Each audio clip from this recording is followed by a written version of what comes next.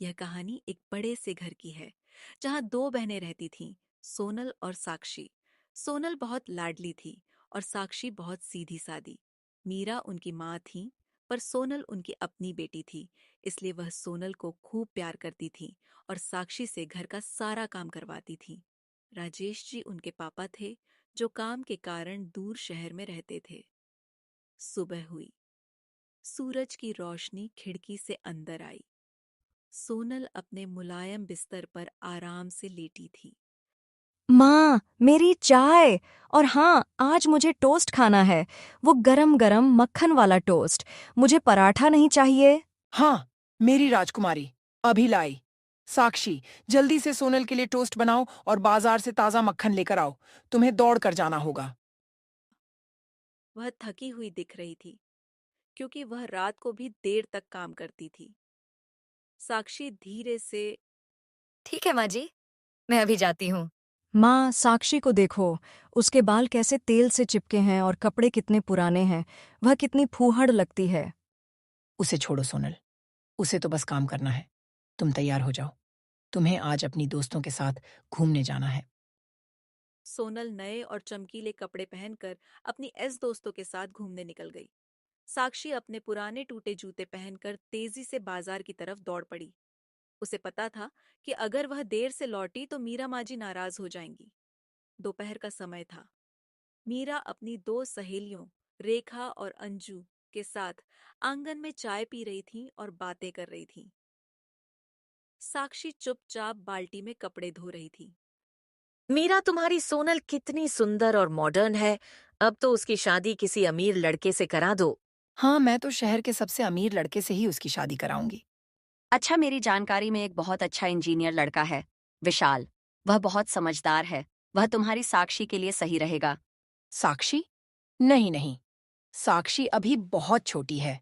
उसे अभी शादी नहीं करनी है। उसका तो अभी पढ़ाई बाकी है, और वैसे भी उसकी किस्मत में अभी शादी नहीं लिखी है। अरे, साक्षी तो कितनी सुशील और मेहनती है। मुझे तो वह ज्यादा अच्छी लगती है, क्योंकि वह हमेशा काम करती है और शिकायत नहीं करती। तुम लोग हमेशा काम करने वाली लड़कियों को ही अच्छा समझती हो। मेरी सोनल घर की रानी है। तुम लोग मेरी सोनल के लिए रिश्ता देखो। मीरा मन ही मन बोली, साक्षी को कभी कोई अच्छा लड़का नहीं मिलेगा। मैं सोनल की खुशी के लिए कुछ भी कर सकती हूँ। सोनल कमरे में बैठकर अपने चेहरे पर बहुत सारा मेकअप लगा रही थी। साक्षी दिया जला रही थी। साक्षी, आज मैंने 5,000 रुपए का पर्स खरीदा है। तुम्हें तो 500 रुपए का भी कुछ नहीं खरीदना आता। तुम तो हमेशा पुराने कपड़े पहनकर घूमती रहती हो। दीदी, मुझे ज्यादा चीजों की जरूरत नहीं है।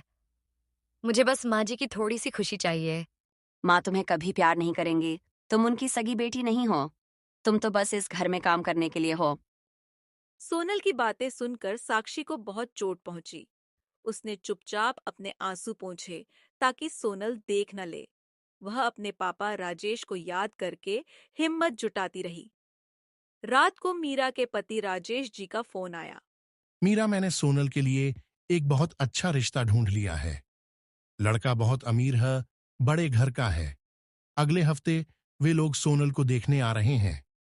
तुम दोनों बेटियों को अच्छे से तैयार रखना। वाह, ये तो बहुत अच्छी खबर है। मैं सोनल को रानी बनाकर रखूंगी। मीरा बहुत खुश थी। उसे लगा कि अब सोनल की जिंदगी शानदार हो जाएगी और साक्षी हमेशा उसकी नौकरानी बनकर रहेगी। अगले हफ्ते शहर के सबसे अमीर लोग, श्री वर्मा और उनका बेटा विशाल, सोनल को देखने आए। साक्षी को रसोई में बहुत सारा खाना बनाने का काम दिया गया था। उसे कहा गया था कि वह बस चुपचाप खाना परोसे। ये हमारी सोनल है, देखिए कितनी सुशील है, ये बहुत अच्छी है। मीरा ने सोनल की खूब झूठी तारीफ की। विशाल बहुत शांत था और वह सोनल के दिखावे को ध्यान से देख रहा था। साक्षी भारी ट्रे में चाय लेकर आई। वह बहुत डर रही थी। अचानक गर्म चाय का प्याला फिसल गया और साक्षी का हाथ जल गया। दर्द के कारण उसके मुंह से छोटी सी आह निकल गई। अरे बेटी, क्या हुआ? तुम्हारा हाथ जल गया। मीरा जी, ये कौन है? ओह, ये साक्षी है, मेरी छोटी बेटी। ये बहुत अनाड़ी है, इसे काम करना नहीं आता। माफ कीजिएगा, क्या हम थोड़ी देर साक्षी जी से बात कर सकते हैं? विशाल और साक्षी की छोटी बातचीत। वे कमरे के कोने में खड़े होते हैं। आपकी सादगी और जिस तरह से आप सबका ध्यान रख रही थीं, वह बहुत अच्छा लगा। मुझे लगा कि आप सच्ची और ईमानदार हैं। क्या आप मुझसे शादी करेंगी? मुझे मुझे नहीं पता, जो माँ जी कहेंगी। मीरा जी, हमें सोनल नहीं, आपकी साक्षी पसंद है। सोनल में बहुत दिखावा है, पर साक्षी में सच्चाई और अच्छे संस्कार हैं। क्या आप साक्षी का हाथ हमें देंगी? नहीं, ये नहीं हो सकता। साक्षी का रिश्ता तो हमने पहले ही गांव के एक दूर के रिश्तेदार से तय कर दिया है। आप सोनल के बारे में सोचिए।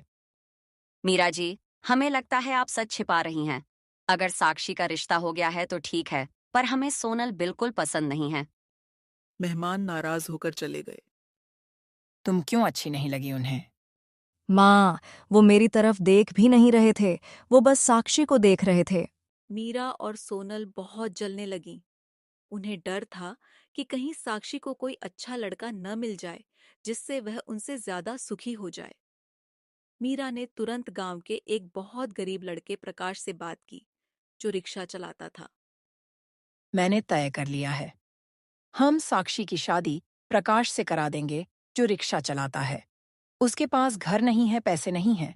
उसकी जिंदगी हमेशा दुखी रहेगी। तब वह हमेशा हमसे नीची रहेगी। वाह माँ, ये बहुत अच्छा प्लान है। साक्षी की शादी सादगी से रिक्शा चलाने वाले प्रकाश से करा दी गई।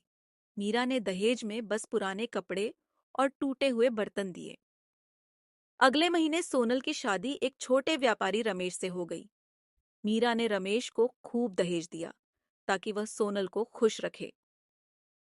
शादी के बाद साक्षी और प्रकाश ने बहुत मेहनत की। वे एक छोटे से कमरे में रहते थे। प्रकाश रिक्शा चलाता था और साक्षी घर पर सिलाई का काम करती थी। प्रकाश बहुत ईमानदार और मेहनती था। वह हमेशा समय पर काम करता था। एक दिन एक बड़े ट्रांसपोर्ट कंपनी के मालिक ने प्रकाश की ईमानदारी देखी। उन्होंने प्रकाश को अपनी कंपनी में छोटे मोटे काम दिए, फिर बड़े काम भी दिए। साक्षी ने भी प्रकाश का पूरा साथ दिया। 3 साल बाद साक्षी, आज मालिक ने मुझे कंपनी में पार्टनर बना लिया। उन्होंने कहा कि मेरे अंदर बिजनेस की समझ है। अब हम गरीब नहीं रहेंगे। मुझे पता था, आपकी मेहनत जरूर रंग लाएगी। हमने अपनी मेहनत से सब कुछ पाया है। 3 साल में प्रकाश अपनी मेहनत और बुद्धि से बहुत बड़ा व्यापारी बन गया। वह अब शहर का ट्रांसपोर्ट किंग कहलाता था। वे एक बड़े बंगले में रहने लगे। दूसरी तरफ सोनल का पति रमेश जुआ खेलने लगा। उसने अपना सारा व्यापार और मीरा द्वारा दिया गया दहेज भी गंवा दिया। सोनल को तो बस आराम करने की आदत थी, इसलिए वह अब परेशान रहने लगी। उनका बड़ा घर भी बिक गया। सोनल अपने छोटे से घर में पति से लड़ते हुए, तुमने मेरी जिंदगी बर्बाद कर दी। मैं तो रानी बनकर रहने आई थी। माँ ने इतना पैसा दिया, सब कहाँ गया? चुप रहो। तुम्हें तो चाय बनानी भी नहीं आती। तुम में कोई संस्कार नहीं है, बस दिखावा है। सोनल को पहली बार पता चला कि केवल दिखावे से खुशी नहीं मिलती। सोनल अपनी माँ मीरा के पास भागकर आई। मीरा और राजेश जी भी अब गरीब हो गए थे। माँ, हमारा जीवन बहुत बुरा हो गया। साक्षी तो कितनी खुश होगी उस गरीब रिक्शे वाले के साथ। तभी दरवाजे पर एक बहुत महंगी कार आकर रुकी। साक्षी और प्रकाश बाहर निकले। साक्षी सादी पर बहुत दिख रही थी। साक्षी, तुम इतनी अमीर? हाँ माँ जी, प्रकाश अब शहर के सबसे बड़े ट्रांसपोर्टर हैं। हम आपको देखने आए थे। मैंने बहुत बड़ी गलती की। मैंने ईर्ष्या और पक्षपात किया। मैंने सोनल को बस दिखावा सिखाया। भगवान ने हमें हमारी गलतियों की सजा दी। माँ जी, मैंने कभी आपका बुरा नहीं चाहा। किस्मत उन्हीं का साथ देती है जो सच्चे दिल से मेहनत करते हैं। मीरा जी, हम रमेश जी की मदद करना चाहते हैं। मैं उन्हें अपनी कंपनी में काम देना चाहता हूँ। सोनल जी, आप भी काम सीख सकती हैं। नहीं प्रकाश जी, आपने हमें एक बड़ी सीख दी है। अब हम अपनी मेहनत से खड़े होंगे। हाँ बेटी, तुमने हमारा जीवन बदल दिया। तुमने हमें अमीर नहीं समझदार बना दिया। साक्षी और प्रकाश खुशी खुशी अपने जीवन में आगे बढ़े।